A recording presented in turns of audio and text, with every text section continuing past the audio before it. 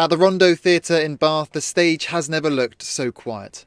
Here, council funding for writers' workshops and afternoon shows for the elderly have long since dried up. But news that the final piece of council support for the arts is to go is a major blow. Everyone thinks that, funding the arts is about funding us lovies to get on stage and, twirl around and all of that. And it's not. What the funding was in place for was to help to engage with disadvantaged communities, to engage with people that have got special educational needs, to go into care homes to work with the elderly. Stop! Why? Because every time we've done this before, it's ended in disaster. Here, the show goes on, supported by a community and culture that is perhaps unique to the city of Bath. And who but rumour, who but only I makes fearful. It's that community which has inspired Emily Malloy to pursue a career in doing what she loves, but she's concerned for its future. I can't even imagine what Bath will be like without having this culture of arts. Probably because I associate the arts and Bath so closely together. To me, they're kind of one and the same.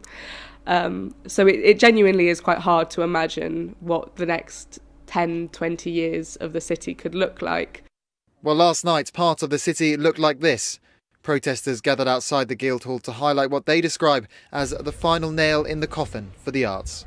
It just doesn't make any sense, and we're losing out on so much more by cutting the arts. I can't believe that Bath, which is a city of culture, where a major tourist destination, where arts are fundamental to what we offer to people, is reducing or actually ending its support for the arts. The likelihood is that scrapping arts funding is just the beginning of a series of cuts. The council has got to make savings of around £50 million over the next 5 years, and that's on top of £70 million of savings it's already had to make.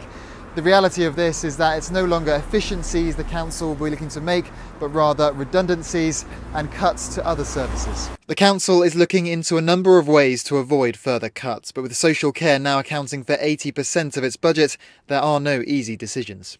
We appreciate the value of arts, however it all comes down to finances. We're in a difficult position as a council at the moment. I know until a year ago, 144 other councils weren't given any grants. That was a year ago, so there's probably an awful lot more now. It just comes down to priorities, and we have to prioritise the most vulnerable. It's quite simple. If we give money to the arts, we have to cut social care budgets, and you just can't be done.